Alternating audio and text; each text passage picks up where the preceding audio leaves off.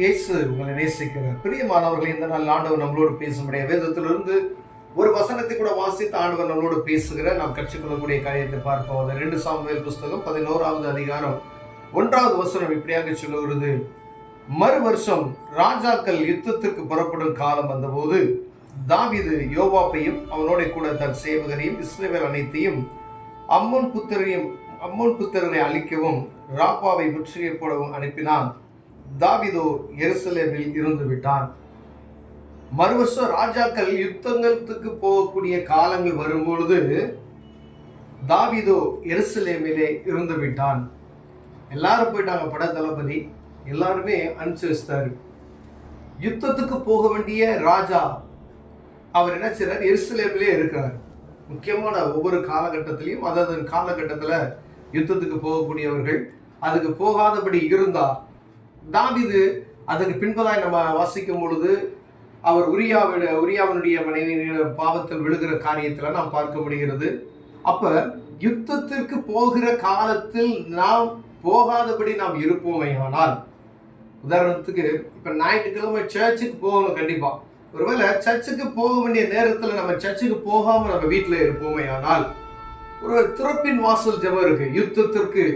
ஏன்னா இது வான மண்டல வல்லமைகளோடு செய்யக்கூடிய அது ஒரு யுத்தம். எந்த ஜெப கூட்டங்கள் நீங்க எடுத்தீங்கனாலும் அது ஒரு யுத்தம், அது ஒரு யுத்த களம். அது நமக்கு வெளியில தெரியாத ஒரு யுத்த களம்.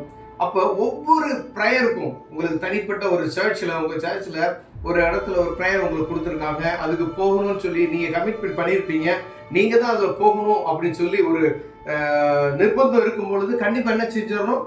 போய் தான் ஆகணும். ஒருவேளை நீங்க போகல அப்படின்னு சொன்னா அந்த காரியத்துக்கு ஆண்டவர் என்ன செய்வாரு? அந்த இடத்துல நீங்க வேற ஏதாவது ஒரு தவறுதலாவோ இல்ல அந்த இடத்துல ஏதாவது ஒரு காரியம் மாறி போய் விடக்கூடிய சூழ்நிலை இருக்கிறது. பிரியமானவர்களே, ஆண்டவர் பாருங்க சொல்றாரு, ஜாதி பாருங்க எல்லா யுத்தத்திலையும் அவருடைய காரியம் உள்ள இருக்கிறாரு. இந்த இடத்துல இருக்கும் பொழுது அவர் ஒரு பாவத்தில் விழுகக்கூடிய ஒரு காரியம், ஒரு மரணம் நேரிடுகிறது, ஒரு குழந்தை ஒரு மரணிக்கிற ஒரு சம்பவம்.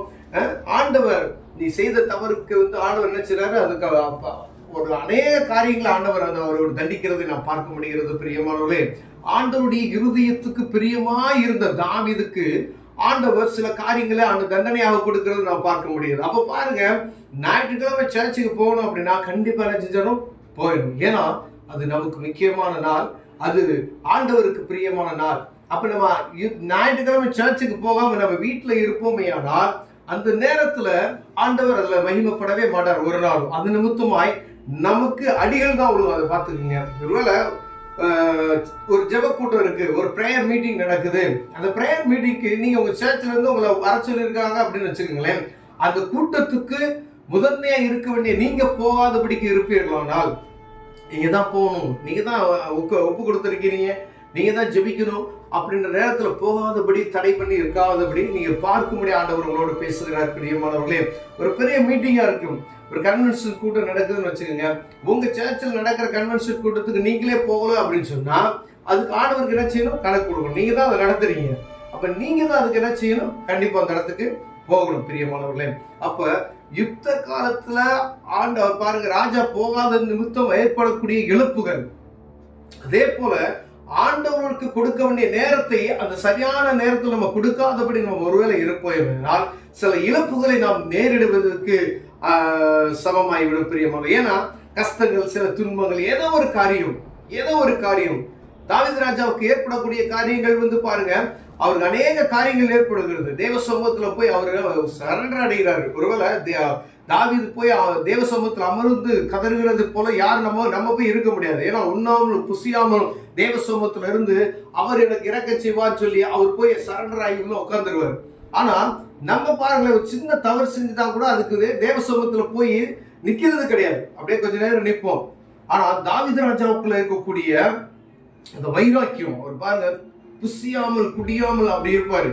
அப்படிப்பட்ட மனிதனுக்கு ஆண்டவர் என்ன செய்றார்? நீ செஞ்ச தப்புக்கு தண்டனை அனுபவிச்சுதான் ஆகணும் அப்படின்னு சொல்லி. இது ஏன் அப்படின்னா, ஆண்டவர் சமூகத்துல ஆண்டவருடைய காரியத்துல நம்ம போகாதபடி நம்ம அங்கிட்டு இங்கிட்டு போயிட்டோம். ஒருவேளை அந்த நேரத்தில் நம்ம ரெஸ்ட் எடுக்கணும் அப்படின்னு நினைச்சா இது காலம் கடைசியா இருக்குது, யுத்த காலம், இது எழுப்புதலின் காலம் என்று சொல்லப்படுகிற இந்த காலத்துல நமக்கு கிடைக்கப்பட்ட அந்த வாய்ப்புகளை சரியாக பயன்படுத்தி விடும்படியாக ஆண்டவர் விரும்புகிறார். ஒருவேளை நீங்க போகாதபடிக்கு, நீங்க அந்த காரியத்தை செய்யாதபடிக்கு இருப்பீர்களானால் அதற்கு அந்த நேரத்துல நமக்கு சில காரியங்கள் தவறுதலாக நடக்கக்கூடிய காரியங்கள் இருக்கிறது பிரியமானவர்களே.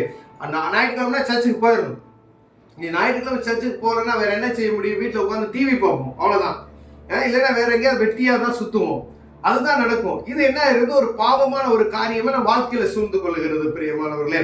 அப்ப ஒரு கூட்டம் நடக்குது அப்படின்னா அந்த கூட்டத்துக்கு கண்டிப்பா நம்ம என்ன செஞ்சோம்? போயிடணும். இப்ப அந்த இடத்துக்கு நீங்க போகாதபடி அந்த நேரத்தை களவு செய்கிறான் பொல்லாதவன். என்ன செய்யறான் பாருங்க, உலகத்துல சுத்தி திரியிறா உங்க நேரங்களை களவு செய்யும்படியாய், உங்க நேரங்களை களவு செய்யும்படி ஆலயத்துக்கு போகாதபடி, ஜெப கூட்டத்துக்கு போகாதபடிக்கு, ஜெபிக்க விடாதபடிக்கு, உங்க ஜெப நேரத்தை வஞ்சிக்க வைக்கபடியா. ஜெப நேரத்தை வஞ்சிக்கிறா அப்படின்னாவே நம்ம கவனமா இருக்கணும் பிரியமானவர்களே. 1 மணி நேரம் தேவ சமூகத்துக்கு நம்ம ஜெபிக்கிறதுக்கு நம்ம ஒப்பு கொடுத்திருக்கிறோம். அந்த ஜெப நேரத்துல ஒரு யுத்த கலாது. நீங்க போய் தேவ சமூகத்துல அமர்ந்து நீங்க ஜெபிக்கும் பொழுது வானமண்டல வல்லமைகளோடு போராடி கொண்டு இருப்பீங்க. அந்த நேரத்தை நீங்க மிஸ் பண்ணிட்டீங்கன்னா என்ன செய்யும்? அங்க யார் ஜெயிச்சுட்டா? பொல்லாதவன் ஜெயிச்சுட்டான்னு பாத்துங்க. அந்த நேரத்தில் நடக்க வேண்டிய காரியம் ஒரே ஒரு, நீங்க ஜெபிக்கிற ஜெபம் எங்கேயோ இருக்கக்கூடிய ஒரு பாஸ்டருக்கு ஒரு அற்புதத்தை நடக்கும். நீங்க ஜெபிக்கிற ஜெபம் எங்கேயோ செய்யற ஒரு டிராக்ஸ் கொடுக்கிற ஒரு ஊழியருக்கு அற்புதம் நடக்கும் பிரியமானவர்களே. நீங்க எங்கேயோ ஜெபிக்கிற ஜெபம், நீங்க ஒரு 5 நிமிஷம் உட்கார்ந்து ஜெபிக்கிற ஜெபம் இந்திய தேசத்துல இருக்கக்கூடிய பல மாநிலங்கள் என்ன செய்வார்? ஆண்டவர் சந்தித்து கொண்டே இருப்பார். ஒருவேளை நீங்க கொடுக்கப்பட்ட நேரத்தை சரியா நீங்க பயன்படுத்தல அப்படின்னு சொன்னா அந்த நேரத்தை இழந்து போய் விடுவோம் என்பதை ஆண்டவர் உங்களோடும் என்னோடு பேசுகிறார் பிரியமானவர்களே. ஒருவேளை ஆண்டவருக்கு கொடுக்க வேண்டிய நேரத்தை நம்ம சரியா கொடுக்காம விட்டோம் அப்படின்னு சொன்னா சில இழப்புகளை நாம் நேரிடுவதை பார்க்க முடியும். ஒருவேளை நமக்கு ஏற்படுகிற இழப்பை காட்டிலும் நம்ம ஆண்டவருக்கு கொடுக்கக்கூடிய இழப்புகள் பாருங்க, ஒரு இழப்புகள் நம்மளால தடைப்பட்டு போகக்கூடிய, நம்ம நீங்க ஜெபிக்க நேரத்துல ஒரு ஊழியருக்கு அற்புதம் நடக்கக்கூடிய சூழ்நிலை இருக்குதுன்னு வச்சுங்களேன். நீங்க ஜெபிக்கல அப்படின்னா அந்த இடத்துல ஒரு அற்புதம் நடக்காம போயிடும் பாருங்க. இப்ப ஆண்டவர் உங்களை எது ஏற்படுத்தினார் அப்படின்னு சொன்னா நீங்க என்ன செய்யணும்? போகணும். யுத்த காலத்துல அங்க போகணும். இது யுத்த காலம். இப்ப ஆலயத்துக்கு போகணும். இது யுத்த காலம். நீ என்ன ஜெப கூட்டத்துக்கு போகணும். இது யுத்த காலம். ஃபாஸ்டிங் பிரேயருக்கு போகணும். இது யுத்த காலம். உங்க தனி பிரேயருக்கு போயிடணும். இது யுத்த காலம். உங்க குடும்ப ஜெபத்துக்கு போயிடணும்.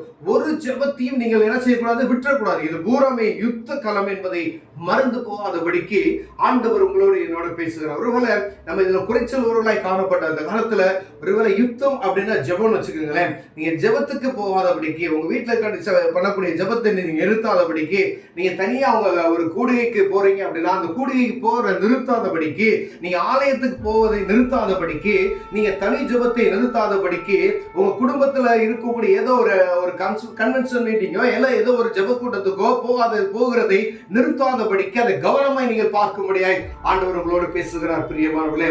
ஒருவேளை அதை நிறுத்துவதற்கு நம்ம இறுதியை சொல்லாது, ஆனா உலகத்தை சுத்தி திரிகிறது பொல்லாதவன் சொல்லப்படுகிற அந்தகார லோகாதிபதி இருக்கான் பார்த்தீங்களா? நீங்க போவது நிமித்தமாய் ஆண்டவர் பெரிய காரியத்தை செய்வார் என்பதை அறிந்து உங்க அந்த ஜெபத்தை பண்ண விடாதபடிக்கு, அந்த கூட்டத்துக்கு போக விடாதபடிக்கு தடை பண்ணுவான். இதை எதிர்த்து நீ போராடணும். ஏன்னா ஜெபிக்கிறவர்களுக்கு அநேக போராட்டங்கள் உண்டு. உங்களை விலத்தள்ளுவதற்கு எப்ப அவை காத்துக்கிட்டு இருக்கான். அதனால ஜெபங்களை ஒரு நாள் விட்டு விடாதீர்கள். ஆலயத்துக்கு செல்வதை ஒரு நாள் விட்டு விடாதீர்கள். அந்த யுத்த காலம் என்பதை மறந்து போய்விடாது. யுத்த காலத்துல சோர்வான நேரம், சோர்வாய் இருந்தோம் அப்படின்னு சொன்னா எதிரி நம்மை தாக்கப்படுவதை ஒருவரும் தடுக்க முடியாது பிரியமானவர்களே. அப்ப யுத்த காலத்துல நம்ம எவ்வளவு ஜாக்கிரதை உள்ளவா இருக்க வேண்டும் என்பதை அறிந்து அதுபடி நடப்போமே. கர்த்தர் நம்மளை ஆசீர்வதிப்பார். கண்களை விடுவோம், ஜெபம் செய்வோம். அன்பின் தகப்பனே, ஆண்டவரே இந்த யுத்த காலத்துல ஆண்டவரே நாங்கள் யுத்த நாள், அந்த நாள் அப்படின்னு சொல்ல பொழுது ஆலயமாக இருந்தாலும் சரி ஆண்டவரே, அப்போ அநேக ஜெப கூட்டங்கள் இருக்கிறது ஆண்டவரே. அப்பா திறப்பின் வாசல் ஜெபங்கள் இருக்கிறது. இந்த வான மண்டலங்களில் சுத்தி திரிகிற அந்தகார லோகாதிபதிகளோடு யுத்தம் செய்வதற்கு ஆயத்தமுள்ளவர்கள் ஆகி நாங்கள் அதை தடுத்து விடாதபடி, அது போகாதபடிக்கு எங்க இருதய வேற இடத்துக்கு திரும்பமையானால், அதை அசால்ட்டா எண்ணி அது நாங்கள் வெளியே வீணான நேரங்களை செலவு பண்ணுமையினால், இப்படிப்பட்டதான காரியங்களுக்கு எங்களுக்குள் இருக்குமையினால் அதெல்லாம் எடுத்து போடுங்க நான் செபிக்கிறேன் ஆண்டவரே. எப்போதும் யுத்தத்துக்கு ஆயத்தமுள்ளவர்களாய் காணப்பட கிருபை பாராட்டுங்க. இயேசுவின் நாமத்தில் பிதாவே, ஆமென், ஆமென்.